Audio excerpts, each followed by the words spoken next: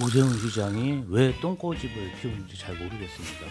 한강버스 그냥 계속 운행하게 놔두면 돼요. 아니 계속 사고가 나는데 얼마나 정치 쟁점하기가 쉽습니까? 이 아니나 다를까 종로에서도 그렇고 한강버스에서도 그렇고 아주 벌떼처럼 지금 나서고 있습니다. 누가 나서 있습니까? 이른바 서울시장을 노리는 민주당 인사들이 아니 총리가 지금 거기 가서 그거 할 시간이 있습니까? 검사들 진짜 너무 기계가 없는 것 같아요. 이 사람들 국가를 대신해서 정의를 실현하라고 있는 사람들이고 외압에 굴하지 말라고 신분보장을 해주는 거예요. 정치를 할 것 같으면 정치인이 돼서야지. 네. 왜 검사들이 정치를 하냐 이 말이에요. 지금이라도 당장 사표 쓰고 다 나가셔야 된다. 검사가 결기가 있어야 된다고 생각합니다. 지금 착각을 하고 있는 게 불리한 그 수사를 하면은 죄다 저쪽 검사 친국민의힘 친윤석열 검사라고 했는데 바로 문재인 당시 정권에서 수사를 했던 검사들이 이것을 기소를 하고 그랬습니다. 모두 다 친윤 검사다 친국민의힘 그 검사들이다. 그래서 아까 얘기한 뭐 100명의 이 사람들은 좌천을 해야 마땅하다. 이게 도대체 논리적으로 성립이 됩니까? 자, 오늘 관련된 이야기 포함해서 정치권 뉴스들 함께 이야기 나눠주실 네 분 소개해드리겠습니다. 이분은 돌격대장 더불어민주당 김지호 대변인님 어서 오십시오. 반갑습니다. 네, 반갑습니다. 자, 그리고 국민의힘 김동원 전 대변인님도 나오셨습니다. 네, 안녕하세요. 오랜만입니다. 네, 반갑습니다. 개혁신당 김성열 수석 최고위원님. 네, 안녕하십니까. 김성열입니다. 반갑습니다. 자, 그리고 오늘 뉴스는 신혜영 기자가 함께 정리해 주시겠습니다. 안녕하십니까. 네. 자, 그러면 뭐 남욱 소식은 좀 이따 전해드리고 먼저 한강에 뜬 한강 버스. 네. 그러니까 뭐 한강 버스지만 사실 이제 배죠. 예, 그 배가 큰일 날 뻔했습니다. 그러니까요. 네. 그제 밤에, 그러니까 토요일 밤이었는데 그 한강버스가 선착장에서 출발한 지 1시간 만에 가다가 그 사고가 났어요. 사고 원인 이제 규명을 해야 되는데 바닥에 뭐 토사물인지 구조물인지 걸려서 저렇게 강 한가운데에서 버스가 멈춰 섰고 승객들이 거의 1시간여 만에 48명이 이제 다행히 인명 피해 없이 구조는 됐는데 이번에 국정감사 때도 그렇고 이 한강버스 관련해서 조금 운행에 좀 차질이 있다. 안전사고 계속 일어난다. 이런 지적들이 있었잖아요. 네. 다 잘 될 거다. 우리 보안에서 잘 하고 있다라고 했었는데 이렇게 또 사고가 나서 조금 안전 우려가 계속해서 제기가 되고 있습니다. 네. 아니 근데 이거는 오세훈 시장이 굉장히 뭐 역점을 두고 많은 시민들한테 홍보도 좀 많이 하고 사실 반대도 많았는데 굉장히 강하게 좀 추진을 하고 있는 것 같은데 이 정도 문제가 생길 것 같으면 조금 멈췄다가라도 시작해야 되지 않나 하는 생각이 좀 들기도 그렇죠? 합니다. 네, 뭐 사망 사고는 없었습니다만 안정 사고가 났다는 그 자체만으로도 이거는 예. 뭐 비판의 여지가 충분히 있다는 것을 인정을 합니다. 그리고 한강 버스가 시민들에게 이게 지금 출퇴근용으로는 적합하냐 그렇지 않다, 네. 유람선에 가깝다라는 그 비판도 여전히 있지 않습니까? 네. 그러니까 좀 성급했다, 뭐 선거를 의식을 했든 안 했든 간에 이런 지적이 나오는 거는 저는 뭐 일정 부분 동의를 할 수가 있겠습니다만은 네. 이번에는 준설 그 강바닥이 너무 얇아서 가다가 스톱한 거 아니겠습니까? 이게 배 자체의 어떤 그 결함 기관 고장이라든가 이런 건 아닌데요. 글쎄요, 저는 이해가 안 됩니다. 준설에 막혀가지고 갑자기 스톱이 됐다. 이거는 뭐 탐지기가 아무리 작은 어선이라도 있는 거거든요. 고기도 잡아내는 판에 밑에 모래판이 깔려 있다라는 거를 몰랐을 가능성이 그거 제가 어제 다른 방송을 하면서 좀 전문가 지인한테 물어보니까 네. 그거 본인도 전문가인데 이해는 잘 안 된다. 밑에 모래바닥이 있다는 걸 몰랐다. 이거는 다른 뭐 또 다른 스토리가 있는 거 아니냐 정도로 얘기를 한데요. 네, 저는 네, 아무튼 뭐 사고 자체가 났다는 거에 대해서 서울시가 시민들에게 저거는 뭐 사죄를 해도 무방하다. 100배, 1000배 네네네. 그렇게 생각을 합니다. 네, 이건 뭐 굉장히 기초적인 것도 체크가 안 된 것 같기도 하고 지난 뭐 얼마 전에도 왜 부표 한번 들이받아 갖고 강바닥 네. 긁혔 배 바닥이 긁혔다 이런 부부랑 아예 소식도 충돌을 했죠. 예, 그때 있었는데. 사건은. 네, 근데 이제 그게 사고 기록을 따로 남겨놓지 않아서 뭐 음. 은폐한 거 아니냐 이런 의혹 제기가 국정감사 때도 있었고 그 토요일 밤 사고 나기 그날 당일에도 7시간 전에 그러니까 낮에 운행할 때도 한번 이렇게 또 충돌해가지고 아, 배가 그래요? 멈추는 신고가 들어왔었대요. 사실은 하루 사이에 이제 2번 이렇게 사고가 난 거고, 그러니까 오세훈 시장 같은 경우는 일단 공식 사과는 했습니다. 네. 불편과 불안을 끼쳐 송구하다. 원인 파악 철저히 해서 부족한 부분 신속 보완하겠다라고 하면서도 민주당이 근데 이거 너무 침소봉대해서 정치 공세의 도구로 삼고 있다 이렇게 주장을 했어요. 아니 이게 침소봉대는 아닌 것 같은데 지금 운행 초기에 벌써 사고가 몇 번이 일어났는데 여기에 대해서 뭐 총리도 강력하게 메시지를 냈었죠. 근데 이제 김민석 총리 같은 경우는 지금 이제 오세훈 시장의 그 종묘 초고층 빌딩 논란 있을 때 직접 종묘를 갔잖아요. 예. 그리고 이번에 한강버스 논란이 되니까 이 사고 나기 이틀 전 14일에 또 현장을 또 갔어요. 좀 안전점검 특별 대책 필요한 거 아니냐 이런 메시지를 냈는데 토요일에 또 사고가 나니까 이제 안전대책 점검 특별 지시까지 지금 내린 상황입니다. 네. 우리 김주호 대변인께서 보시기는 어떻습니까?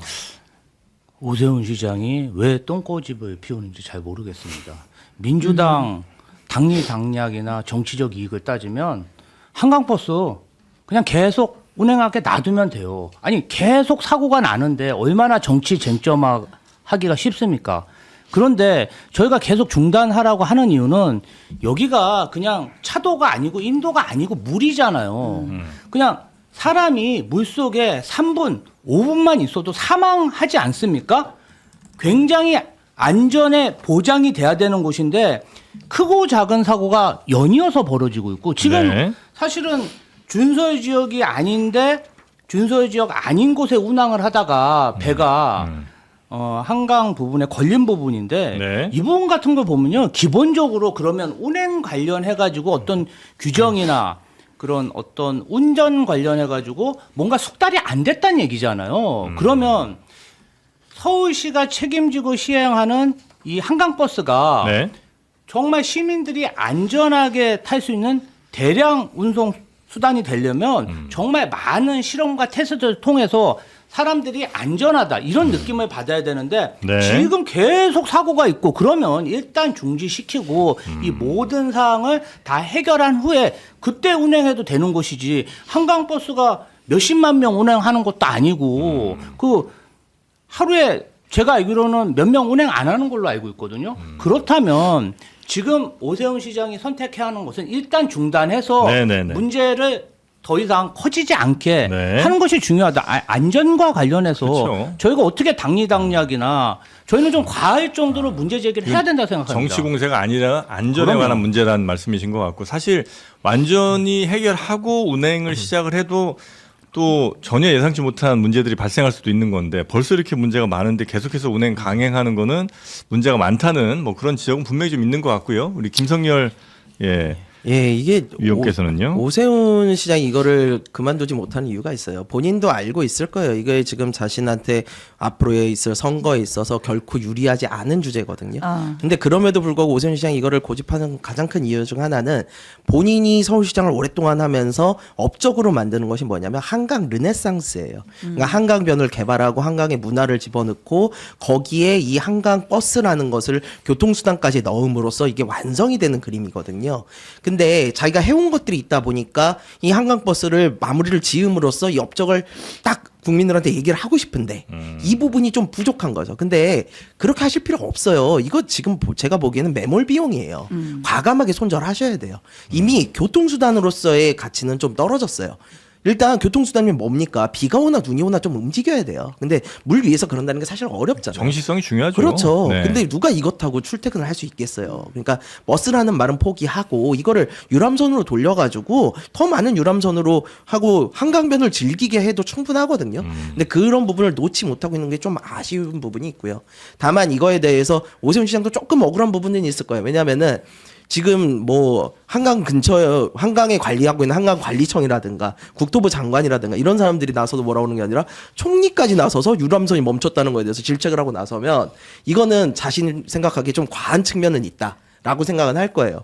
그러니까 이 부분이 결국에는 김민석 총리가 차기 서울시장을 앞두고 이제 경쟁 구도를 만들어 가시는 것이 아니냐라는 이런 이제 세간의 시선도 있거든요. 네. 특히 종묘 관련해서도 김민석 총리가 지금 오세훈 시장하고 각을 분명히 세우고 있는 부분이 있고 그래서 이런 부분을 정치적 공세로 느낄 부분도 있을 것 같아요. 저 그 부분은 제가 좀 발언드리고 네. 싶은데요.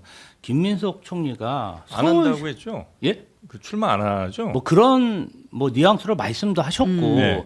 종묘나 한강버스 관련해서는 사람의 생명 그리고 우리가 지켜야 할 전통 문화의 예술적 가치, 민주당의 가치, 민주정부의 가치 때문에 하는 거지. 이게 무슨 지방선거 그거 서울시장 이기려고 그런 정치 공세를 한다는 건 전 좀 오해라고 생각하고요. 저희가 민주당이 정말 핵심적으로 지켜야 되는 가치가 훼손됐기 때문에 안전과 어떤 대한민국 전체를 총괄하는 그러한 국무총리가 나섰다. 네. 이렇게 봐주셨으면 감사하겠습니다. 제가 짧게만 네네네. 보완을 하겠습니다. 네. 지금 오세훈 시장이 사과를 했습니다. 사과를 해야 마땅하다고 제가 말씀을 앞서 드렸습니다만은 오히려 이 정무적인 판단이 달라도 이렇게 다를 수가 있나 저는 의외였는데요. 이 아니나 다를까 종묘에서도 그렇고 한강버스에서도 그렇고 아주 벌떼처럼 지금 나서고 있습니다. 누가 나서 있습니까? 이른바 서울시장을 노리는 민주당 인사들이 김민석 그 총리는 지금 앞서 얘기가 나왔습니다만 종묘에서 정말 기가 끊길 것 같고 답답해 하다라는 얘기를 아니 총리가 지금 거기 가서 그거 할 시간이 있습니까? 예, 아무리 그 청사하고 종묘하고 가까운 거리가 가깝다고 하더라도 일부러 나서서 그런 행동을 한다. 이거는 선거를 한다고 볼 수밖에 없겠습니다. 이미 네. 중요한 거는 우리 여기 기자님까지 4명의 시선이 중요한 게 아니라 불특정 다수 시민과 대한민국 국민이 어떻게 느끼느냐가 중요하지 않겠습니까? 바로 김민석 그 총리가 종묘까지 나서서 그런 얘기를 했습니다. 이것도 역시 저는 만기칠람으로 봅니다. 총리가 할 만한 문화재 얘기 아니다? 예. 그런데 여기에 그치지가 않고요. 네. 전현희 박주민, 김영배는 또 어떻습니까? 서영규 마찬가지입니다. 박홍근 죄다 지금 한마디씩 거들고 있습니다. 종묘와 한강버스에 대해서. 그런데 이들의 특징이 공통분모가 있죠.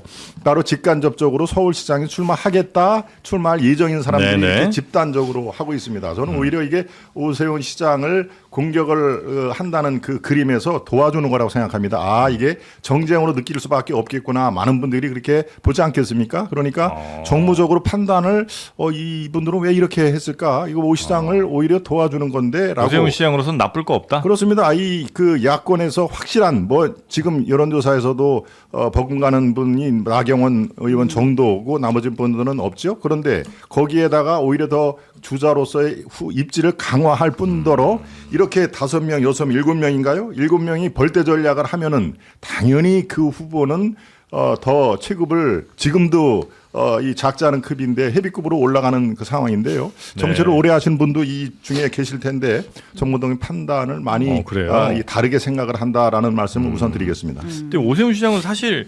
한강버스 이렇게 하지 않아도 굉장히 유력한 후보긴 하잖아요. 오히려 이게 선거에는 별로 도움은 안 될 것 같은 느낌은 좀 있는데. 제 생각에는 오세훈 시장이 한강이라는 그 서울시의 랜드마크 거기에 좀 집착을 한다. 이거를 좀 본인과 등치시켜서 선점하고 싶은 생각이 강한 거죠. 한강 하면 오세훈 뭐 그렇죠. 이렇게. 그래서 뭐 한강 르네상스도 추진하고 한강에 각종 투자를 많이 했고 네. 이제 아마도 서울시에서는 이런 여론조사나 서울을 상징하는 상징물에 대해서 어느 정도 데이터가 있을 겁니다. 그래서 한강을 뭔가 자신이 변화시킨 하나의 치적으로 예를 들면 청계천 뭐 버스 전용 차선 이명박처럼. 이명박이잖아. 네. 그런 큰 건을 한번 터트리려다가 제대로 암초를 만났다 이렇게 보입니다. 알겠습니다. 그러니까 그런 것들이 앞서 말씀드린 것처럼 본인의 어떠한 정치적인 랜드마크를 세우고자 하는 부분이 분명히 있어요. 예, 근데 그거에 대해서 때로는 자신이 불리한 건 좀 물러나도 돼요. 사람이 자기가 잘하는 거 하면 됩니다. 굳이 못하는 것까지 할 필요 없어요. 근데 저는 사실 종묘 관련해서는 전혀 생각이 다르거든요. 민주당과. 예, 종묘 관련해서 자꾸 전통을 중시해야 된다, 뭐 해야 된다 그러는데 민주당이 언제까지 맹공이 생각하면서 개발 막을 겁니까? 저는 이 부분은 조금 다르게 봐야 되고 오히려 이 부분은 서울 시민들이 오세훈 시장 편에 더 들 수 있다고 생각을 해요. 그러면은 오세훈 시장 거기에 집중하면 돼요. 더 이상 한강버스 같은데 예, 힘을 낭비할 필요가 네. 없다 이런 생각 좀 하고 있어요. 알겠습니다. 여튼 이 사안에 대해서는 오세훈 시장도 사과를 했고 아마 안전에 대해서는 굉장히 더 까다롭게 아마 점검을 좀 하지 않을까 하는 기대를 해봅니다. 뭐 관련해서 토론 성사될 가능성이 있어 보이세요? 뭐 오세훈 시장이 네. 뭐 이것저것 이슈 관련해서 아. 김민석 총리한테 토론하자 그러고 또 이제 박주민 의원은 내가 하자 그러고 네. 어쨌든 불이 붙었잖아요. 근데 이게 정치인은요 항상 말보다 행동을 봐야 돼요. 제가 지난번에도 뭐 한덕수 총리 나오냐 안 나오냐 그럴 때 행동 봐야 된다 분이 말씀드렸잖아요. 만약에 김민석 총리가 이거 토론을 받잖아요. 그럼 김민석 총리 서울시장 나오려는 거예요. 그래서 그 부분을 좀 그렇게 눈여겨 보시면 좀 재밌을 것 같다는 네. 생각이 토론에 관한 오 시장의 말이 진심이더라고요. 제가 이 다른 일로 주말에 만나서 상당 심도 있게 얘기를 나눌 기회가 있었습니다만은 네. 토론 그냥 툭 던지는 잽이 아니고 정말로 이걸 하자. 누가 종묘 개발이 누구를 위한 것인지 한번 정말 토론을 하자. 김민석 또는 뭐 지금 원하는 분들 다 같이 와도 좋다. 한강버스에 대해서도 할 말이 좀 많이 있더라고요. 근데 네. 이게 지금 또 얘기를 하면은 또 다른 또 파문이 일을 것 같아서 아예 공식적인 그런 자리에서 지금까지 얘기 못한 것들을 얘기를 할 그런 의향이 충분히 있다라면서 진심으로 토론 제안을 한 거는 맞다라는 말씀을 붙여서 그럼 드립니다. 뭐 박주민 의원이나 전혜연이 의원하고 토론하시면 되잖아요. 근데 꼭 김민석 총리가 껴야 되는 건 아니지 않습니까? 아니 여권에서 그렇게 딱 조정을 하고 세팅을 하면은 불가능한 게 없죠. 대표 선수 한명 내보내요. 가능하다는 말씀이시네요. 아니 지금 저 김민석 총리도 지금 그거에 대해서는 이런 반고 얘기가 없지 않습니까? 나는 국정에 바쁘니 더 관심 있는 분 하고 그러면 하십시오라든가 더 진도가 나가야 되는데 거기서 끝났지 않습니까? 그래서 제가 이 토론을 제안한 쪽은 진심인 것 같다라는 말씀을 그래서 드리는 겁니다. 네. 자, 그리고 대장동 개발 비리 사건 관련해서 항소 포기한 거에 반발했던 검사장 18명 평검사로 인사 조치하는 방안을 검토하고 있다는 뉴스가 또 주말에 나왔었죠. 네, 항소 포기 여파가 계속 조금 이어지는 분위기입니다. 일단 검찰 내부적으로는 중앙지검 사퇴하고 검찰총장 대행도 사퇴하고 이런 상황 가운데 이제 민주당에서는 또 계속해서 이제 검사 징계 관련된 얘기를 하고 있잖아요. 네. 근데 이제 대통령실에서 어제 뭐라고 밝혔냐면 정부가 이 집단 행동에 나선 검사장들 그 항소 포기하고 나서 이제 관련해서 입장 밝히십시오라고 입장문 올렸던 검사장 18명에 대해서 형사처벌, 감찰 및 징계, 전보 조치하는 방안을 검토 중인 것으로 안다라고 밝혔어요. 네. 여당인 민주당 측에서 요구가 있었고 이걸 받아서 법무부에서 검토한다라는 사실을 이제 대통령실 관계자가 확인을 해준 셈인데 사실 검사 같은 경우에는 직급이 없어요. 그러니까 우리가 뭐 부장검사, 차장검사 이름은 붙이긴 하지만 검찰총장이랑 그냥 평검사가 있는 건데 어쨌든 그 직책을 이제 옮긴다는 거죠. 검사장에서 일반 검사, 평검사로 옮기는 방안을 검토하고 있다. 네, 이거는 징계에 들어가야 징계는 아닌 거예요? 어떻게 됩니까? 아니 이제 지검장이면 네. 기업으로 치면 임원이고 공직으로 보면 굉장히 고위 공직자인데 예. 이 사람들이 무슨 문제가 있다고 해서 이렇게 집단 행동을 하면 조직을 어떻게 이끌어갈 수가 있습니까? 아니 기업에서 회장과 사장을 몰아내려면 주주총회를 통해서 내보내야지. 이사 상무 전무가 마음에 안 든다고 연판장 돌려갖고 항의하면 대표이사나 회장이 물러나야 됩니까? 저는 이런 사람들이 어떤 고위공직자로서 검찰을 이끌었기 때문에 정말 세상에 없는 특권 검사 귀족이 태어났다. 저희는 그렇게 보는 시각이 강하고요.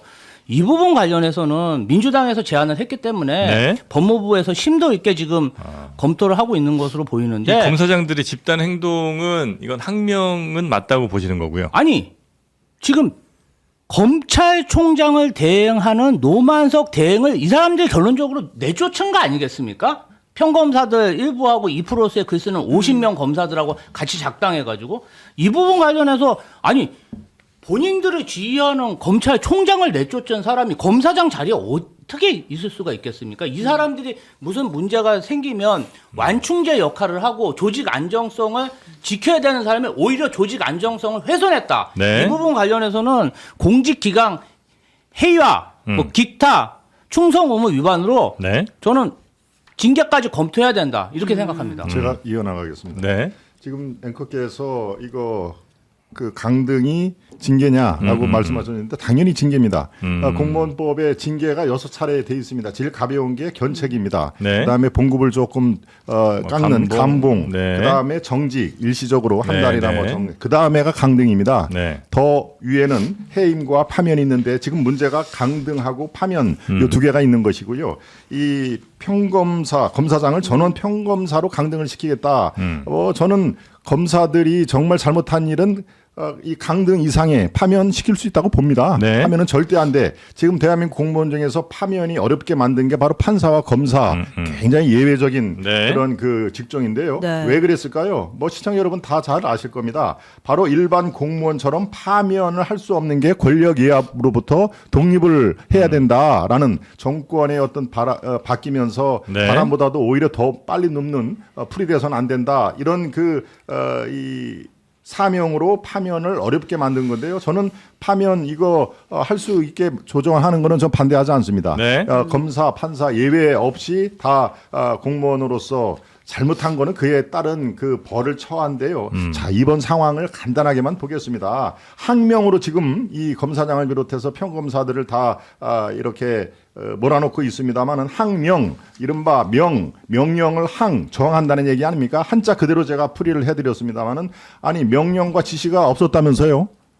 단지 의견 제시만 했다면서요? 그것도 처음에는 한 번 했다가 또 여론이 들글자 2번, 최종적으로는 3번 네. 전했다라고 말이 점점 바뀝니다. 누구 얘기입니까? 바로 정성호 법무부 장관 얘기입니다. 명령이 없는데 어떻게 조항을 할 수가 있겠습니까? 항명 자체가 이건 앞뒤가 맞지 않습니다. 단지 의견 제시만 했는데 이것들 봐라 집단으로 항명을 해라고 거기서부터 저는 스텝이 꼬였다고 생각을 합니다. 네. 그러니까 이게 국기문란 명의 분명히 본인으로부터 시작이 되지 않았는데 항명죄로 이렇게 급기야는 전원 평검사로 강등을 한다. 그러면은 마찬가지로요. 평검사도 일 잘하고 말 잘 들으면은 그냥 바로 2, 3년 차 검사도 이 검사장으로 승격을 시켜 주세요. 그러면은 그러고 또 여기에다 한 벌 더 따라서 성과가 우수한 사람들은 몇 천만 원, 3천만 원을 또 성과급을 또 준다고 하는 공무원들. 얘기가 나옵니다. 네. 도대체가 지금 이 상황에서 완전히 검사들을 줄 세우기 아니면 도대체 무엇입니까? 내년 9월 달에 검찰청은 폐지가 됩니다. 분명히 이재명 대통령과 정청래 대표 머릿속에 있는 그 안이 그대로 진행이 되는 거 저는 그렇게 된다고 보여야 되는데요. 네. 내년 9월 달까지가 아마 두 분의 머릿속에 있는 개혁의 데드라인일 것입니다. 그러니까 검사들의 어떤 걸림돌 되는 부분을 아예 이참에 싹둑 잘라버리겠다라고 하는 의도가 아니면 도대체 뭘로 설명할 수 있겠습니까? 항명 자체가 이건 성립이 안 된다는 말씀이신 것 같고요. 네. 일단 뭐 지금 평검사로 좌천하는 게 징계가 아니다는 건 말장난이에요. 요새 유명한 드라마 있잖아요. 뭐 대기업에 다니는 김 부장인가? 네. 그 사람 저희 사무실에서 일하다가 지방 공장으로 발령 내지 않습니까? 이 사실상 좌천이잖아요. 누가 봐도 이게 징계지 징계가 아니면 뭡니까? 예, 그러니까 이런 부분들에 대해서 말장난은 안 하는 게 맞다고 보고요. 근데 지금 이 일을 왜 하고 있는 겁니까? 왜요? 뭐에 항명을 한 거예요? 그러니까 검사는 굉장히 수직적인 조직이에요. 위에서 명령이 나오면 따르는 게 맞습니다. 그래서 그게 지금 말씀하신 대로 검찰총장에 대해서 항명을 했다면 검사장들 조치를 할 수도 있다고 봐요. 근데 그 명령이 어떠한 명령이었는지 봐야 될 거 아니에요. 검찰이 지금 항소를 하겠다. 우리가 구형한 것보다 적게 나와서 항소를 하겠다는데 그거를 막아놓는 일종의 부당한 명령이잖아요. 우리가 박정훈 대령 사태 때 봤잖아요. 군인도 부당한 명령에는 따르지 않아도 된다라는 걸 저희가 법원이 인정을 해줬어요. 네네. 근데 검사들이 지금 부당한 명령에 따르지 않았다고 좌천을 시키면 되겠습니까? 저는 이 부분은 맞지 않다고 보고 이게 민주당이 자꾸 점점 일을 키우는 것 같아요. 민주당이 굳이 이렇게까지 가실 필요가 없어요. 오히려 이거는 빨리 덮고 다른 이야기를 하는 게 훨씬 나으실 텐데 이거에 대해서 계속 군부를 넣어요.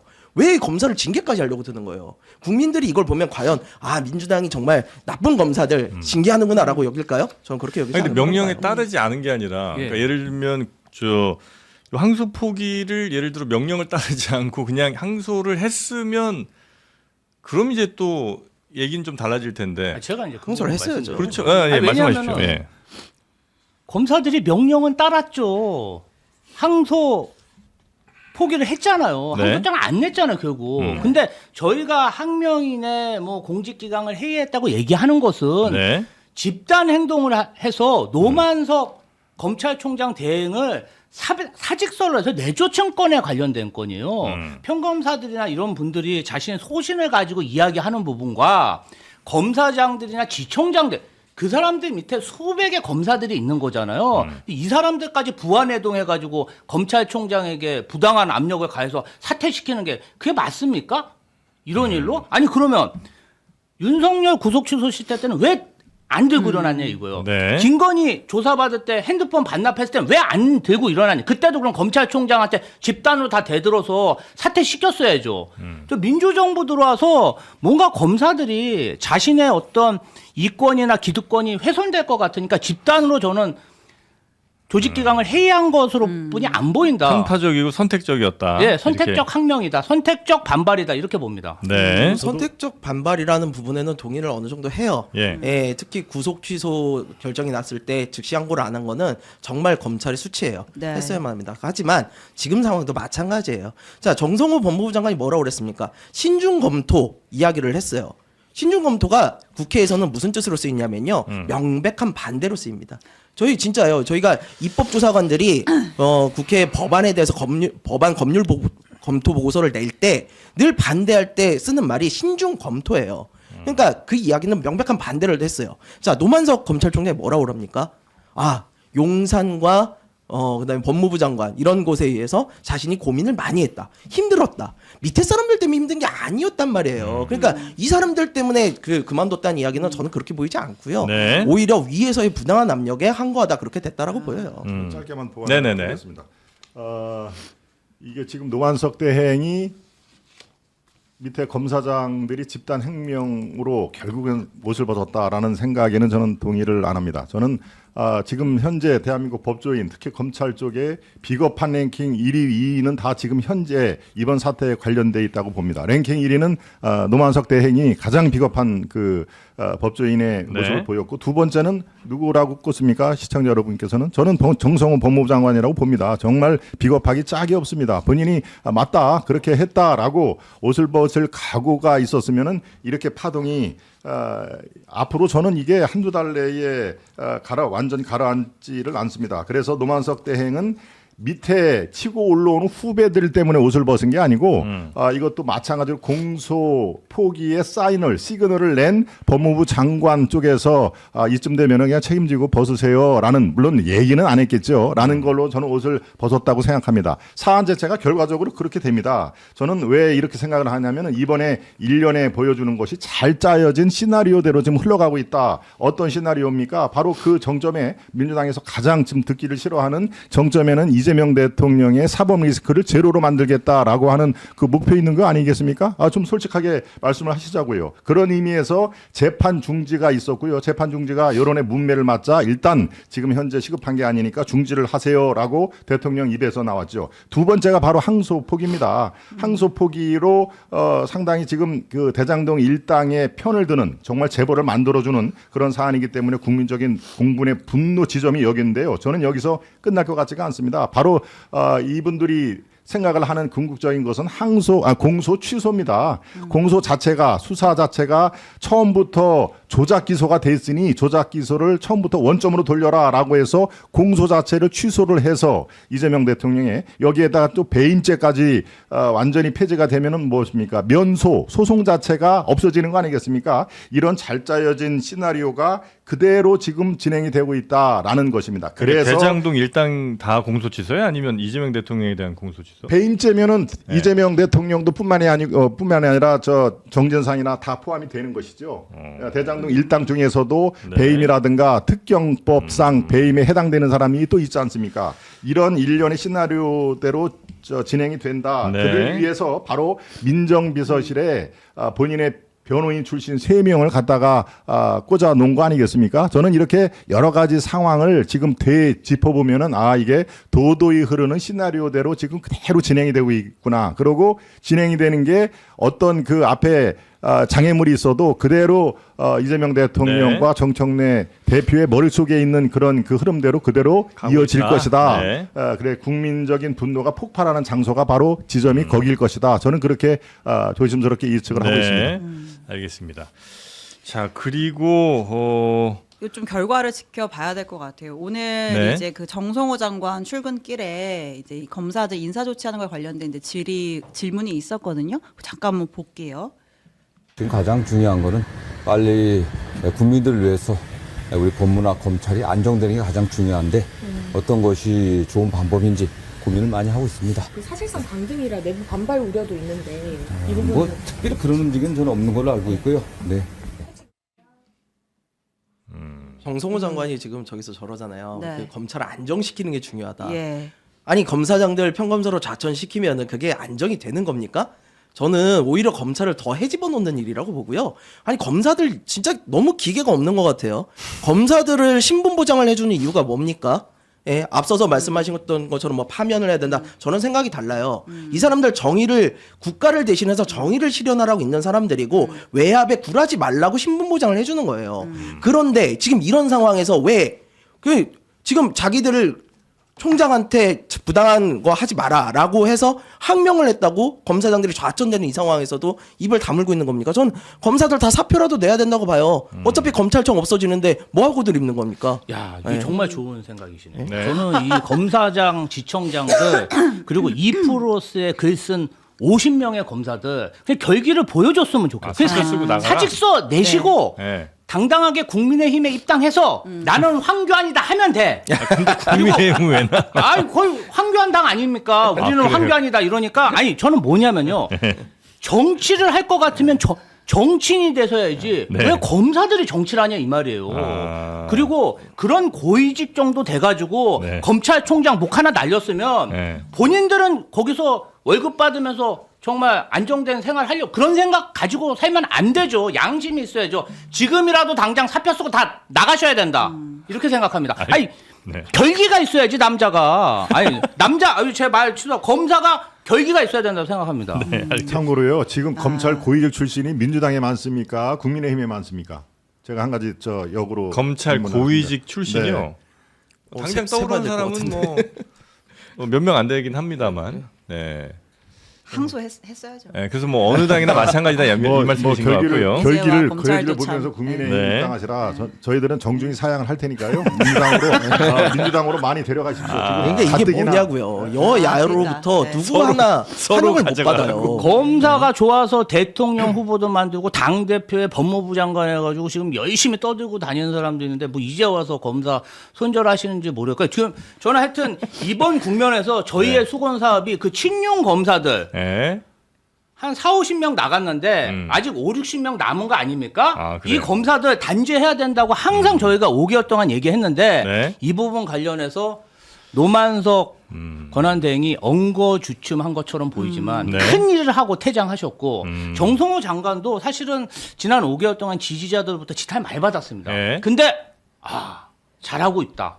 요새 아주 평가가 좋습니다. 이래서 이제 친윤 검사들 다 수면 위로 드러났다. 그리고 이 말씀이시군요. 심지어 한동훈 전 대표까지 네. 초기에 이 문제를 제기하지 않았다면 이 친윤 검사들이 그렇게 허위 사실 유포하면서 오만 방지하게 나올 수 있었을까? 한동훈 전 대표도 1위를 담당했다. 그렇게 평가합니다. 자, 그리고 제 말씀 요거 안 하면 후회될 것 같아서 이 대장동 짧게 좀 부탁드리겠습니다. 짧게요. 네. 대장동 게이트라는 것이 처음에 어디서 이 발언이 됐습니까? 국민의힘에서 이것을 지적을 한 겁니까? 아니면 언론에서 지적을 한 겁니까? 바로 지난번 이재명 대표와 이낙연 후보 간의 당내 경선 때 아니겠습니까? 네. 바로 이제 대장동에 어마어마한 일이 벌어지고 있다라고 그 캠프에서 지속적으로 이 제기를 한 거 아니겠습니까? 그래서 지금 이재명 대통령은 이낙연 하면 아주 경기를 한다면서요. 이낙연 그 세력들을 완전히 정치판에서 지금 몰아내는데 성공을 거의 하는 듯이 보였는데 아니 이때가 대통령이 윤석열이었습니까?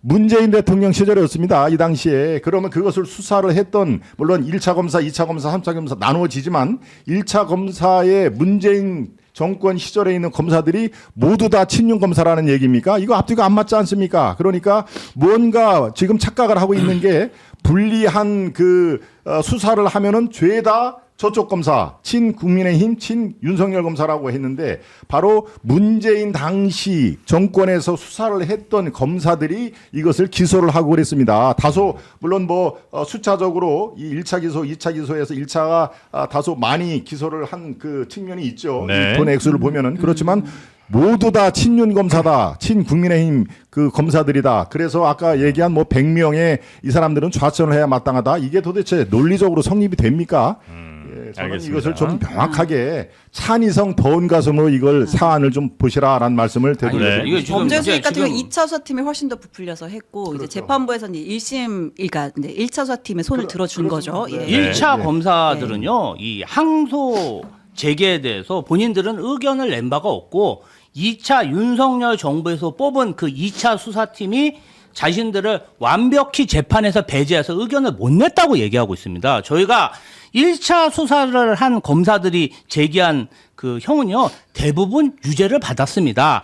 윤석열 정권에서 지명한 2차 수사팀이 제대로 수사도 못하고 정말 수사해야 할 자금 조달과 관련된 하나은행 컨소시엄은 덮고 상관없는 이재명 대통령 관련 것만 조작 수사하다가 재판에서 이렇게 진 거 아닙니까? 저는 이 무능한 검사들, 친윤 검사들 반드시 단죄해야 된다고 생각하고요. 여기 다 알아들으니까 조금 톤을 좀 예. 낮춰주세요. 제가 말할 때 끼어들지 마시고요. 예. 제가 말씀하실 때 고막이 지금 예, 막- 말씀하실 때 예. 제가 안 끼어들었잖아요. 네. 예. 그리고 이 부분 관련해서 언제 우리가 1차 검사들이 친윤 검사들이라고 했습니까? 저 그런 얘기 한 적이 없습니다. 찾아보십시오. 친윤 검사들의 네. 조작된 뭐 이런 그 표현이 있고요. 제 말씀이 바로 그 말씀입니다. 1차 검사들이 이 문재인 정권 때 수사를 하고 그게 네. 이제 2차 검사로 대규모 물갈이가 되잖아요. 네. 그래서 지금 우리 기자님이 말씀하시는 게 제 말씀이 그 얘기에 다르지 않습니다.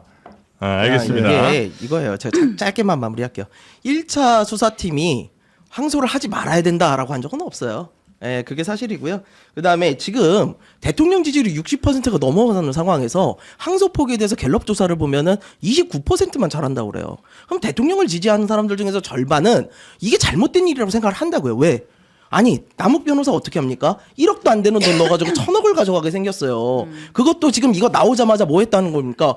자기 이거 빨리 추징 보전 해제하고 네, 네, 500억에 네. 딱 내놨다는 거 본인수 아닙니까? 바로 지금 이어집니다. 예, 네. 그러니까 이런 것 때문에 국민들이 안 좋아하는 내용이라는 거예요. 자, 그럼 뭐 말씀하신 뭐 얘기가 내용도 나왔지만 있으니까. 지금 네. 이번 항소포기 논란의 쟁점 중에 하나가 그러면 지금 얘네 이 범죄 수익 제대로 환수할 수 있는 거 맞아? 라는 거잖아요. 지금 한 뭐 일당 다 총 합쳐서 한 2,070억 원 정도가 지금 추징 보전이 되어 있는 상황인데 1심 재판부에서 이제 주로 이제 김만배 씨가 이제 상당액을 차지하는 네. 428억 원 정도만 추징을 명령을 해왔잖아요. 이제 나머지 한 1,642억은 돌려줘야 될 수도 있는 거 아니냐. 이거 어떻게 해야 되는 거냐. 이거 계속 추징 보전 연장할 근거가 있는 거야. 좀 논란이 있는 상황에서 남욱 변호사가 아주 재빠르게 내 동결재산 풀어줘라고 지금 하고 있습니다. 네. 그러면서 동결재산 풀어달라고 풀어달라고 하면서 하고. 자기가 갖고 있는 재산 중에 역삼동에 한 300억짜리 건물 있는 땅이 있다는 거 아니에요. 그걸 지금 매물로 내놨는데 4년 전에 300억 주고 산 땅을 지금 500억 원에 4년 만에 200억 원 세 차익 갖고 그러니까 내놨다고 300억 합니다. 주고 산 것도 네. 그것도 이제 대장동 수익으로 산 거잖아요, 그죠? 네. 아니 그러니까 남욱의, 네. 네. 아니 그러니까 대장동 이 사람들이 사실은 요번 검찰 항소 포기로 인해 가지고 다 손흥민을 만들어 준 거예요. 재산이 얼마가 되는 겁니까? 그 정도의 역할을 했어요? 저는 이해를 못 하겠다는 거죠. 아니 추징 보전 해제 지금 이 변호사요 남욱 이분 그걸 왜 했겠습니까? 자 항소를 포기해서 사실상 나에게 더 이상 추징금이 나올 수 없다. 라는 걸 판단을 했으니까 바로 얘기한 거예요. 그리고 가압류 들어오기 전에 처분을 해버리면 어떡할 거냐고요. 그러니까 저는 이런 부분들에 대해서 항소 포기 자체에 대해서 문제를 제기하는 거는 범죄자들의 편을 들어주는 거다. 이 생각밖에 안 들어요. 네. 남욱이 어떤 지금 저렇게 의기양양하게 내 재산 돌려도라고 하는 그런 거 이거 뭐 다른 사람은 안 하겠습니까? 정민영은 안 하겠습니까? 뭐 다 줄줄이 지금 이제 할 수밖에 없는데요. 저는 왜 이게 문제냐를 아주 간단하게만 제가 짚어드리겠습니다. 이 대장동 게이트의 핵심은요. 저는 이렇게 진단합니다. 첫 번째 부패 범죄입니다. 성격이 이거는 1심의 판결문에도 나와 있는 그 용어 그대로입니다.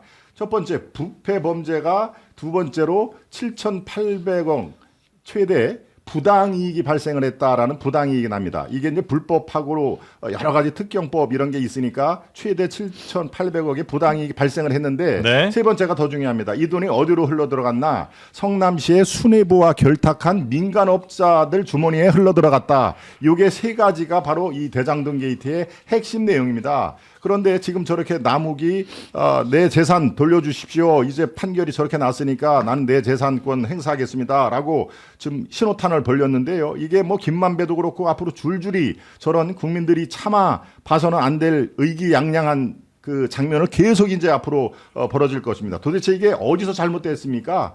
항소 포기가 발원지입니다. 항소 포기를 했기 때문에 우리가 저 남욱에 저 거드름 피는 의기양양을 보는 것이고요. 네. 바로 항소 포기의 맹점, 이른바 대장동의 업자들에게 거의 손흥민 같은 그 재벌급 부를 만들어줬다. 이게 지금 현대 불특정 다수 대한민국 국민들이 가장 분노하는 지점입니다. 네. 여기서 바로 분노가 시작이 될 것이고요. 지금 여기에 배임죄 이런 것들도 마찬가지로 지금 이제 폐지를 앞두고 있는데 폐지가 되면은 여기에 대해서 특경법상 배임죄라든가 한 푼도 국고에 들어올 수가 없는 상황입니다. 도대체 이게 어디서부터 잘못됐습니까? 라고 하는 그런 의미에서 아주 그 시나리오대로 지금 진행이 되고 있다는 네. 말씀을 제가 드리는 지금 것입니다. 뭐 댓글에도 7,800억 아니라는 말씀들이 많은데 7,800억은 이제 검찰이 구형한 추징액인 거죠. 그렇죠. 검찰이 그렇습니다. 이만큼은 예, 예, 이제 예. 그거는 추징해야 이제 된다. 부당이익으로 본 것입니다. 네, 본 그걸 거고. 불법으로 되면은 뭐 최대 네. 5천억, 4,800억 여러 가지 설이 있기 때문에 네. 최대 7,800억의 부당이익이란 말을 그래서 제가 쓴 겁니다. 재판부는 배임액을 1,120억으로 산정한 거잖아요. 네. 그리고 그 7,820억 중에 국민의힘 소속 곽상도 의원 아들한테 퇴직금으로 그 50억 준 것도 추징을 해야죠. 그 부분에 대해서 국민의힘도 명확한 입장을 좀 내셨으면 좋겠고요. 추징을 해야죠. 당연합니다. 그리고 그건 이 부분 관련해서는 국민의힘 소속 성남시장이 이 대장동 일당들에게 민사소송한 금액이 5억 2천만 원입니다. 아니 그러면 이 시간이 하루 이틀 전이도 아니고 그 2, 3년 사이에 5억 2천 소송 건 게 말이 됩니까? 7천억, 3천억 왜 하시지? 가만히 있다가 그리고 남욱 변호사 관련해가지고는 왜 가압류를 성남시에서 안 합니까? 피해자라면서. 이것은 국민의힘에서 뭐 지적하기 전에 먼저 국민의힘 소속 단체장에게 이 부분 관련해서 적극 행정을 하라. 조금 지침을 내릴 필요가 있다고 생각하고요. 네. 대장동 2차 수사팀이 제대로 수사를 해서 도대체 3억 5천만 원을 투자한 대장동 일당들이 어떻게 해서 수조억 원의 금융권 자본을 끌어들여 갖고 대장동에 투자해서 막대한 레버리지 효과로 이렇게 떼돈을 벌었는지 2차 수사팀이 수사했습니까? 그런 건 수사 하나도 안 하고 있지도 않은 이재명 대통령 연관성만 수사하다가 네. 그냥 남욱 변호사 배를 갈라가지고 뭘 하겠다. 녹취록 조작하고 이런 얼토당토 않은 일을 20만 장의 사건 기록 191차를 공판 4년형 네. 재판 동안 천문학적인 재판 비용을 들여서 무능력하고 부패하게 수사하고 재판했기 때문에 이 결과가 났다. 추징금을 못 걷어들인 것은요. 재판에 진 건 검찰이 진 거지 민주당이 재판한 게 아닙니다. 네. 제가 목소리가 좀 큰 편인데 저도 그럼 톤을 한 톤 높이겠습니다.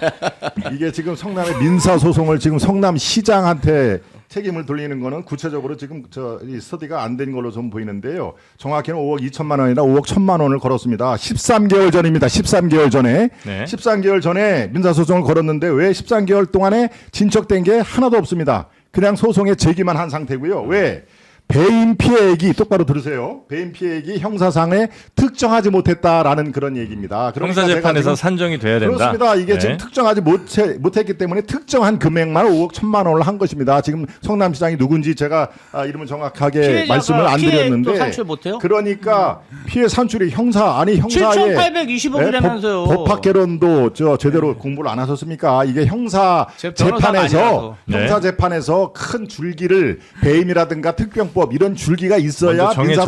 민사소송에서 네. 그게 소송이 가능한 것입니다. 그래서 정성호 법무부 장관이 민사소송에 앞으로 다 할 수 있다라는 것이 허위 사실이라는 얘기입니다. 누가 법조인들은 그렇게 생각을 한다는 얘기입니다. 아니 지금 형사재판에서 저런데 민사소송에서 그게 다 해결이 된다고 회수가 된다고 저 사람 저거 정말 그 저 딴소리 하네, 거짓말이네라는 허위 사실 유포죄로 고소를 해야 된다라는 얘기가 그래서 나오는 겁니다. 성남 씨가 의지가 있어야죠. 그러니까 글쎄요, 민사 소송이 제가 성남시가 뭐, 그래서 지금 2,070억 원에 대해서 가압류 추진한다는 뭐 네. 뉴스는 있더라고요. 네. 그러니까요. 더 지금 뭐 공수처에도 고발을 하고 가압류가 당연히 더 피해액이 많죠. 근데 고작 5억 1,000만 원을 하고서 지금 뭔 큰 소리냐라고 얘기를 하니까 물론 성남시장에 나가신다는 얘기는 난 오늘 처음 들었지만 네. 이게 바로 그 지금 현재 성남시장이 잘하는지 못하는지 그거는 뭐 제가 성남시에 살고 있지 않기 때문에 모릅니다만은 네. 정확하게 말씀을 하셔야 됩니다. 이게 왜 13개월 전에 제기만 하고 진척이 안 되는지 배임 피해액이 이렇게 지지부진한데 5억 1,000만 원에서 더 높이 그 산정이 될 수가 없는 상황입니다. 구조가 그렇게 돼 있다는 네. 말씀을 제가 그러니까 형사 재판을 근거로 민사도 이제 할 수 있는 당연하죠. 것인데, 네, 당연하죠. 그게 안 돼 있다는 예, 형사 재판에서 이렇게 수독이 됐는데 어떻게 민사에서 그거를 회수를 합니까? 이거는 말이 안 되는 겁니다. 법학 개론에 나와 있습니다. 이거는. 피해를 입은 사람이 본인이 피해 입은 액수를 산출하지 못한다는 것은 민사 소송을 하는 그런 피해 입었다고 주장하는 사람한테 물어보면 말도 안 되는 얘기라고 생각하고요. 의지만 있었으면 왜 계산을 못 하겠습니까? 세상 일이 그렇게 쉽게 돌아가면요. 네. 이거 벌써 이런 문제 다 해결됐습니다. 핵심은 범죄 수익이 아직 확정이 안 됐잖아요. 근데 이제 그렇습니다. 1심에서 추징액이 400억 원대가 나왔는데 지금 몰수해 놓은 그러니까 이제 추징 보전해 놓은 2,070억 중에 나머지를 그러면 1심 판결만 나온 상황에서 돌려줘야 돼? 요게 쟁점인 거잖아요. 그건 쟁점일 수가 없어요. 이미 1차에서 항소를 포기했기 때문에 돌려줄 수밖에 없어요. 이거는. 돌려줄 수밖에 없어요. 네. 어쨌든 법원이 판단을 하는 그럼요. 건데 이제 민주당에서는 이거 법원이 그런 결정을 내리지 않을 것이다. 네. 라고 또 박범계 의원은 얘기를 하고 있는데 네. 그렇습니다. 특단의 조치가 법원으로부터 있어야 된다라고 얘기를 하더라고요. 예. 그런데 제가 물어봤습니다. 그러면은 법원이 내릴 수 있는 특단의 조치가 지금 이 게이트에서 뭐가 있겠습니다라는 제가 질문했습니다. 그러니까 이렇게 얘기하더군요. 이런 게이트 자체가 대한민국에 처음이기 때문에 특단의 조치가 무엇인지 아마 판사들도 모를 것이다. 더 추징을 할 수 있는 게 없지는 않을 것이다. 불가능하지는 않는데 그 특단의 조치를 내려야 함에도 불구하고 지금 상황에서 이재명 정부가 저렇게 시퍼렇게 눈을 뜨고 지켜보는 상황에서 글쎄요, 가능성은 높지 않을 봅니다. 이게 바로 지금 현재 유력자의 그 멘트를 제가 그대로 전합니다. 네. 자, 이 상황에서 지금 양당 지지율 혹은 뭐 국민의힘 지지율은 별로 이렇게 썩 반등하지는 않고 있는 상황이죠. 네, 그러니까 이제 뭐 사실 이런 논란이 있다 보면 이제 국민의힘에서 좀 반사익 누릴 수 있는 거 아니야? 이제 이런 희망 회로를 돌릴 수가 있는데 실제로 결과는 좀 그렇지가 않은 것 같아요. 지금 뭐 최근에 나온 여론조사 두 가지를 소개하면 일단 갤럽입니다. 지난주 금요일에 나왔는데 민주당 지지율은 오히려 소폭 상승을 했어요. 42%가 나왔고 국민의힘 지지율 24%가 나왔습니다. 이제 무당층 비율이 27%인데 지금 1당이 민주당, 2당이 무당, 3당이 국민의힘 입니다. 이런 얘기들이 나오고 있잖아요. 전국 지표조사 MBS 결과도 비슷한 양상인데 민주당 42%, 무당층이 25%, 국민의힘 지지율이 21%로 나왔습니다. 네, 국민의힘 지지율이 이렇게 지지부진한 거는 뭐 자체적으로 어떻게 분석하고 계세요? 국민들께 뭐 송구할 뿐입니다. 이게 네. 지금 민주당에서 저렇게 브레이크 없는 기관차로 폭주를 하고 있다는 것까지는 많은 부분들이 점점점 이렇게 인식을 하시는 것 같아요. 그런데 지금 그 지지율이 빠지면서 국민의힘으로 안 오는 이유가 있습니다. 일단 여론조사를 오랫동안 지켜보면요. 이 A당에 실망한 분들이 바로 B당으로 옮겨지지는 않습니다. 이분들의 정치적인 소신이라든가 철학이 있기 때문에 일단 공중에 뜹니다. 그걸 우리는 이제 부동층이라고 보지요. 그리고 또 무당층, 지금 말씀하신 이런 분들이 일단 그 제3지대에 몰려가 있습니다. 그런 다음에 그 대안 세력들이 정말 열심히 하려고 하네. 아직까지 큰 성과는 없지만 저렇게 열심히 하면은 앞으로 좀 기대해도 되겠어라는 분들이 이제 천천히 올라가는 상황인데요. 시간이 좀 필요하다는 아직까지 네. 제가 속한 국민의힘을 대안 세력으로 저들이 다시 한번 맡기면은 더 잘할 수 있겠는데까지 신뢰가 안 간 게 지금 아주 가슴 아픈 대목이죠. 분명히 우리는 네, 양당 네, 네. 체제, 여기 뭐 유력한 제3당도 있으시다만은 감사합니다. 양당 체제에서 이렇게 이 당에 이 신뢰를 못 주는 거가 지금 가슴이 아픈 대목입니다. 뒤에 네. 이제 또 다른 얘기도 나오겠습니다만은 그런데 지금처럼 제가 아까 서두에 말씀드린 이 대장동 게이트라든가 검사들의 어떤 그 아예 옷을 벗겨서 평검사로 한다든가 아니면은 배임죄를 면소를 위해서 폐지를 한다거나 그러면 항소 포기 이런 것들을 공소 포기로 이어지는 일련의 그 브레이크 없는 행동을 계속하면은 바로 폭주 기관차를 좋아할 국민은 없거든요. 그러니까 저렇게 지금 이재명 정권에서 뭐 뿔소처럼 이렇게 가는 모습을 국민들은 굉장히 우려한다는 얘기를 알겠습니다. 제가 사례를 들어 말씀을 네. 드리려고 했는데 시간이 너무 많이 걸려서 스킵을 고맙습니다. 하겠습니다. 그런 의미에서 네. 이거는 시간이 문제지 좀 더 많은 숫자가 이 당으로 쏠릴 것이다. 그렇지만 아직까지 그런 신뢰를 못 준 거에 대해서는 제가 송구하다는 말씀을 그래서 드립니다. 아니면 혹시 장동혁 대표도 다른 쪽으로 자꾸 너무 폭주해서 그러는 건 아니에요? 그러니까 지금 저는 그렇게 생각해요. 네. 네, 왜냐면은 우리가 황교안이다. 네. 정청래 대표가 사실은 저기 한번 헛스윙을 했어요. 그래가지고 저기 재판 중지법 얘기 꺼냈다가 대통령실 하지 말라고 그래가지고 공소 교대가 됐단 말이에요. 그럼 이제 국민의힘이 공격을 해야 될 타이밍인데 국민의힘이 삼진아웃을 당해버렸어요. 장동혁 대표가 어떻게 했습니까? 뜬금없이 광주 가가지고 자기 지지자들한테도 환영 못 받고 광주에서도 환영 못 받고 그다음에 부동산 간담회 가서는 갑자기 또 뜬금없이 김현지를 소환하지 않나. 가장 결정적인 헛스윙은 우리가 황교안이다죠. 이거 지지자들도 인정하지 않아요. 그러니까 공수교대 타이밍이 왔는데 지금 득점타를 날려야 되는데 그냥 헛스윙 삼진을 당한 게 지금 이 지지율의 결과로 나오고 있다. 이렇게 보여요. 이제 저희는 사실은 뭐 여러 가지 얘기하지만 네.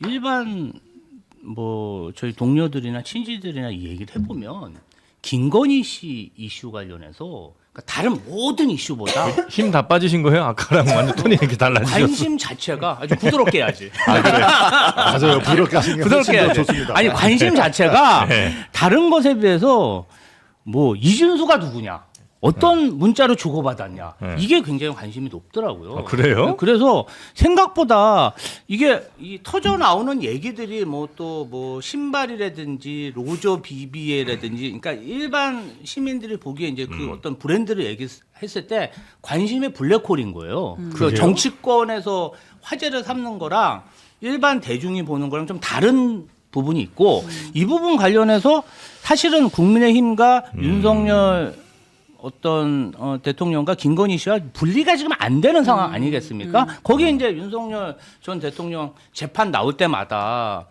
뭐 홍장원이라든지 뭐 특수전 사령관이라든지 자신의 측근들과 좀 볼상사나운 모습을 막 보이고 있잖아요. 좀 채통 없는 모습. 그런 이미지들이 국민의힘에 차곡차곡 쌓여서 지지율로 가기는 좀 어렵지 않나 근데 이렇게 이제 보입니다. 장동혁 대표는 자기 전략에 맞다는 확신을 지금 갖고 있는 것 같아요. 그러니까 우리가 황교안이다 발언 나오고 논란되니까 의원총회에서 여러분 내가 이거 즉흥적으로 한 얘기 아니고 저한테 다 계획이 있거든요. 좀만 기다려주세요. 욕하지 말고 이랬다는 비판하지 거 말고. 아니에요. 네, 맞아요. 그러면서 뭐 이제 지지율 분석이고 다 데이터를 가지고서 내가 움직이는 거다라고 얘기를 하고 있고, 또 주말 사이에 또 한 유튜브에서 한 발언들이 또 논란이 되고 있잖아요. 어쨌든 지금 이재명 정부는 사회주의 헌법으로 체제 전복을 노리고 있는데 그걸 막기 위해서는 우리가 황교안, 조원진, 뭐 자유통일당 손 잡지 못할 이유가 뭐가 있어? 발언이 논란이 또 되고 있는데 잠깐 들어볼게요. 저는 국민의 힘만 가지고 우리 이 힘만 가지고 싸우는 것은 어렵다고 생각합니다. 이재명 정권이 가려고 하는 이 체제 전복, 그리고 사회주의 체제로 가려고 하는, 독재 체제로 가려고 하는 이것을 막기 위해서는 모두 다 함께 연대할 수 있어야 된다. 그 대의명분이라면 저는 다 함께 모일 수 있다고 생각합니다.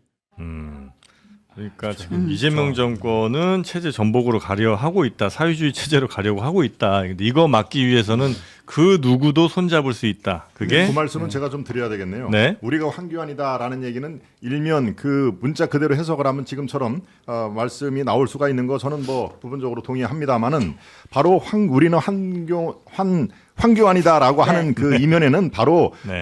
부당한 불법적인 체포영장 발부와 집행에 이건 지적을 한 것입니다. 예.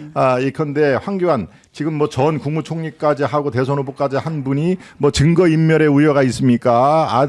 여기서 제주도로 뭐 무인도로 가서 도주를 할 위험이 있습니까? 바로 우리가 흔히 얘기하는 증거 인멸과 도주 우려가 없음에도 불구하고 체포영장을 발부를 했습니다.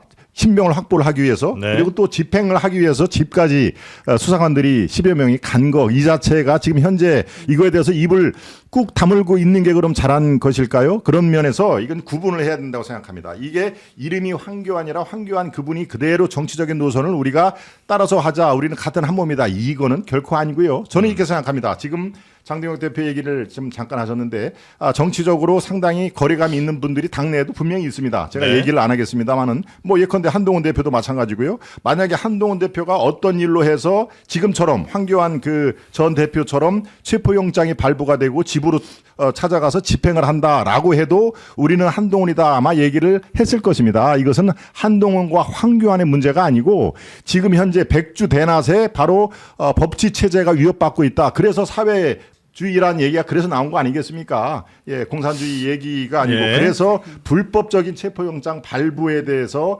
집권당을 했던 지금 이당으로 했던 이당입니다만은 여기에 한거의 목소리를 낸 거다 이렇게 이해를 해주시면은 글쎄요 오해가 좀 풀리실 아니, 건가요? 그렇게까지 이게? 우리가 막 네. 이해해야 되는 건 아니죠. 그러니까 이 특정인이 이름이 나오니까 이제 여러 가지 사안이 벌어지는데요. 당내에서도 지금 이 앵커께서 말씀하신 대로 이거에 대해서 동의할 수 없다라는 그 목소리가 분명히 있습니다. 네. 그러니까 지금 저렇게 또 다시 설명이 필요한 예를 들어 게 민주당에서 뭐 사상의 자유가 필요합니다 이러면서 내가 이석기다 뭐 이러면 아마 국민의힘에서 가만히 있지 않으실 거 아니에요.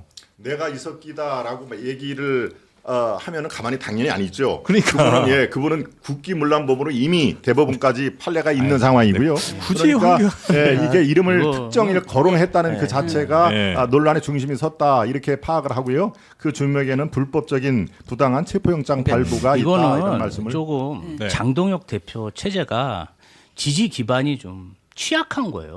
그러다 보니까 당내에서 우위를 점하고 있는 세력의 어떤 구미에 맞는 얘기를 안 하면 지도력 자체가 떨어지기 때문에 지금 이제 뭐 어쩔 수 없이 저러는 걸로 보이고요. 만약에 본인이 정말 어떤 지도력이 있고 본인이 하고 싶어 하는 거 아니다. 아니, 지지세가 있으면 네. 옛날에 이재명 대통령 만나서 사람 되기 위해서 쑥하고 마늘 많이 먹고 왔다.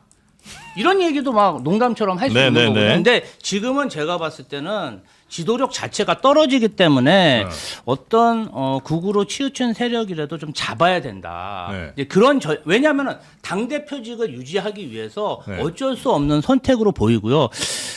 국민의힘에서 사실은 뭐 중도나 뭐 어떤 약한 진보까지 가려면 확장 전략을 해야 되는데 지금 계속 우쪽으로 오른쪽으로 가고 가니까. 있잖아요. 그 이유가 네. 뭐겠어요? 선거에 이기기 위한 게 아니라 당권을 지키기 위한 그런 행보가 더 강해 보입니다. 네. 그러니까 장동혁 대표가 하는 일이 너무 아마추어처럼 느껴져요.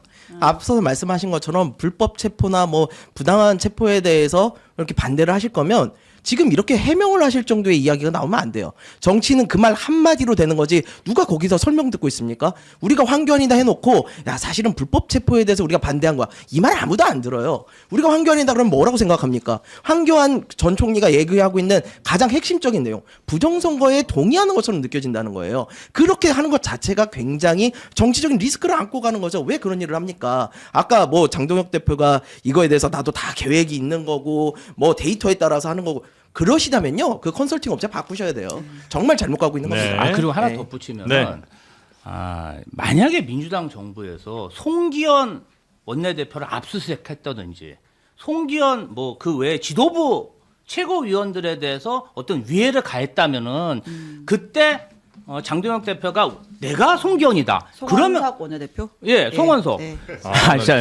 실수했네. 송원석 원내대표. 네. 그 정도 뭐 김민수 최고위원이든지 이런 사람이 어떤 이재명 정부 검찰에 탄압을 받았다면 그때 돼서 내가 김민수다, 내가 송원석이다 이랬으면 통했을 텐데 갑자기 뭐 극우를 대표하는 내가 황교안이다 하니까 개연성이 없어 보입니다. 네네네 알겠습니다. 그래서 지금 아마 많은 국민들의 지지 내지는 표를 받지는 못할 것이고 다만 당권 유지를 위해서는 어쩔 수 없는 선택을 그렇죠. 장동혁 대표가 하고 있는 것 같다는 판단을 김지호 대표님 하고 계시고요. 지금 이 동천 경지할 일이 벌어지지 않으면은 당권은 유지가 되는 겁니다. 내년 지방선거 때까지는 밀어낼래야 밀어낼 수가 없는 구도가 되는 것이고요. 네. 지방선거에서 뭐 민주당이 또 선거에 규제들이 모여 있는 또 민주당에서 압승을 한다. 그럴 경우는 책임론이 불거지겠죠. 네. 그 전까지 지금 장동혁 대표가 뭐 어찌 됐든 간에 누구를 뭐 등에 업었든 간에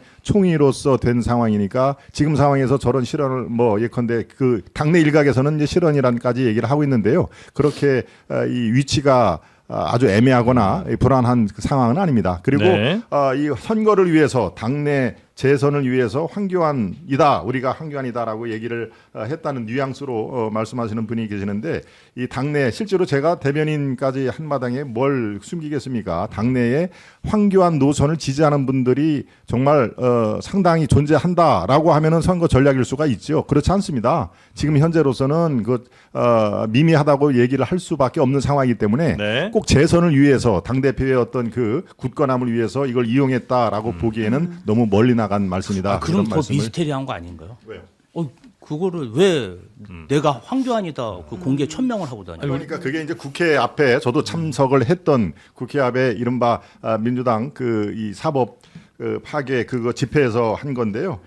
그게 앞뒤로 연결을 하면은 많은 분들이 그 오해를 안 하는데 바로 이 체포영장 너무 과도하게 쓰고 있다 이런 거죠? 바로 이런 것들이 앞에 얘기를 나오다가 네. 그래서 우리는 이제 황교안이다는 얘기가 나옵니다. 그러니까 앞뒤로 자르고 하면 그것만 하셔도 괜찮을 것 같은데 예를 들면 황교안 그렇죠. 우리가 황교안 말고 그냥 뭐 과도한 체포영장 즉각 중단하라라든지 뭐 이런 거 정도 하셨으면 그건 정치는 또 메시지가 생명 아니겠습니까? 그러니까 알겠습니다. 메시지를 좀 이렇게 선명하게 하려고 하는 거니까요. 네. 앞뒤로 이렇게 그 당시에 현장에 있는 분들은 이게 이렇게 파문이 크게 될 줄은 몰랐죠. 왜? 우리는 앞에 그 맥락을 들었으니까. 알겠습니다. 근데 그러니까 이제 집회에 나가면은 네. 그 분위기에 맞습니다. 예, 맞아요. 환승해서 맞아요. 이렇게 그건 하는 그래요. 경우도 있어요. 근데 당 대표시잖아요. 제1 야당의 당 대표시잖아요. 이거에 진짜 열받아하고 힘들어하는 사람이 누군지 아세요? 국민의힘 소속의 지금 수도권에 서울 경기에 있는 자치단체장들입니다. 정말 그렇죠. 피가 마른데요, 진짜. 그러니까 그럴 수 중도를 향해야지 지방선거를 이길 거 아니에요. 그러니까 장동혁 대표님도 좀 전략을 좀 세워가지고 가셔야 될 것 같아요. 서울 네. 지역구뿐만 아니라요. 저희 지역구가 청주 홍덕인데 네. 저도 마찬가지입니다. 아유, 저도 충청도 서울 힘들어요. 서울 당협위원장처럼 저도 피가 마릅니다. 그러면 지역구만 내려가면 아주 예. 피가 마릅니다. 그러면 본인이 이 말을 하고 내가 좀 현장에서 네. 약간 좀 과하게 얘기했다 빠져나가면 되는데 오히려 이게 다 계산된 발언이에요. 계속 이걸 밀고 피 나가잖아요. 많으신데잖아요. 네, 피가 많으신데잖아요. 알겠습니다, 선배님. 네. 자 그리고 뭐 원래 뉴스가 몇 개 더 있었는데 네. 뭐 오늘은 요 정도로 해야 될 네. 것 같고요. 그 노상원 전 국군정보사령관 구형이 3년 검찰 구형이 3년이에요. 네, 근데 이게 그 내란 너무 약한 거 아닌가? 내란 관련된 건 아니고요. 아, 네, 이제 뭐 개인정보보호법 위반이랑 뭐 다른 혐의입니다. 아, 이제 다른 군 인사 혐의로? 알선수재 관련자들이랑 뭐 이런 거? 네, 친분 내세워서 이제 네. 금품 요구해서 뭐 2천만 그쵸. 원, 뭐 600만 원 백화점 상품권 아. 받고 했던 그런 별도의 그 메모나 개인적인 수첩에 혐의. 비해서는 너무 약한 것 같아갖고. 네. 그러니까 그건 아니고 네. 알선수재라든지 아니면 이분이 뭐 개인- 재판이 많이 걸려 있어요. 그렇죠. 개인정보보호법 요거에 관해서 3년 징역 3년 구형됐다는 소식이 있었고요. 네. 그럼 오늘 핵잠수함 팩트 시트는 오늘 안 다루겠다. 아, 지금 시간이 지금 대장동 얘기가 너무 정말 시원한 길어졌습니다. 얘기 할 얘기가 진짜요? 많은데. 한 문장으로 하실 수 있을까요 혹시? 한 문장 못하시면 봤잖아요 지금 한 시간 동안. 다음에 또 불러주세요. 장으로 예, 팩트 시트 예. 이면에 안 팩트 시트가 더 많다. 아 그래요? 예, 그렇습니다. 이게 저 우리가 안팩트 시트다. 아니 외교가의 유명한 말이 있지 않습니까? 합의문에 없는 모든 것은 합의되지 않는다는 걸 뜻한다 하는 얘기입니다. 그러니까 합의되지 않는 거에 대해서 오늘 정말 조목조목 엄청나게 제가 얘기하고 얘기를 하고 싶으셨는데. 싶었는데 참 아쉽습니다. 알겠습니다. 그러게요. 예. 한번 저희가 그 다음 시간에 한번 네. 기회를 만들어 보도록 하고요. 아, 다만 우리가 또 다 합의할 수 있는 거 하나 있잖아요. 여야 합의가 다 가능한 게 비염이 심했던 아이들도 이 관절 뼈마디가 시렸던 남편도 좋아졌다는 그 제품. 예, 비제닉스 아쿠아 커큐민 부스터 하루 아날로 간편하게 해결할 수 있습니다.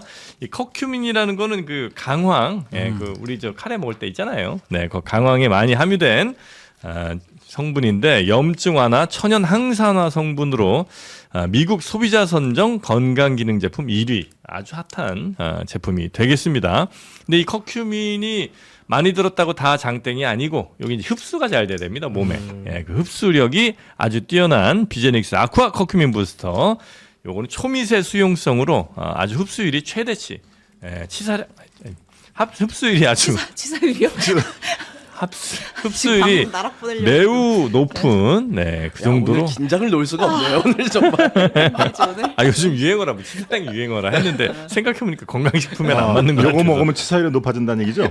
예? 아, 그 아유. 말씀 조심하세요. 네, 그만큼 흡수율이 좋다는 거고요. 또 케르세틴에 코엔자임 Q10까지 네. 많이 들어 있습니다. 자, 요거 장르만 여의도 비밀 링크로 구매하실 때 2+1 또 4+2 증정 이벤트가 있으니까 이거 주문하실 때 장르만 여의도 꼭 적어서 주시면 많은 혜택 가져가실 수가 있고요. 영상 제가 이거 네. 지금 어저께 하루 종일 밖에서 정치 조사한다고 네. 나가 있어 추워가지고 네. 비염이랑 감기가 좀 왔는데 아하. 이거 하기 전에 지금 하나를 먹고 했거든요. 바로? 훨씬 낫네요, 진짜로. 아, 그렇습니까? 네, 이거 굉장히 좋은 것 같아요. 비염에. 저도 네. 하나 먹어도 되나요? 드셔도 되죠. 그 6개들이 그 한 쪽씩 가져가시면 되겠습니다. 네. 비염에 좋다. 네. 야, 어차피 귀한 것을. 네. 어차피 여러분 드시던 것도 누가 안 먹을 것 같아서 드리는 거니까 너무 고마워하지 마시고요. 네. 제가 치사율 얘기한 건 취소하겠습니다. 아무리 농담이라도 그 얘기하면 안 되는 건데. 네. 자, 그만큼 흡수율이 높은 아쿠아 커큐민 많이들 드시고요. 자, 오늘 세 분은 여기서 보내드리고 잠시 후에 저희는 진선미 의원과 함께 그 유담 신임 교수 얘기 잠깐 해보도록 하겠습니다. 세 분 대단히 고맙습니다. 감사합니다. 감사합니다.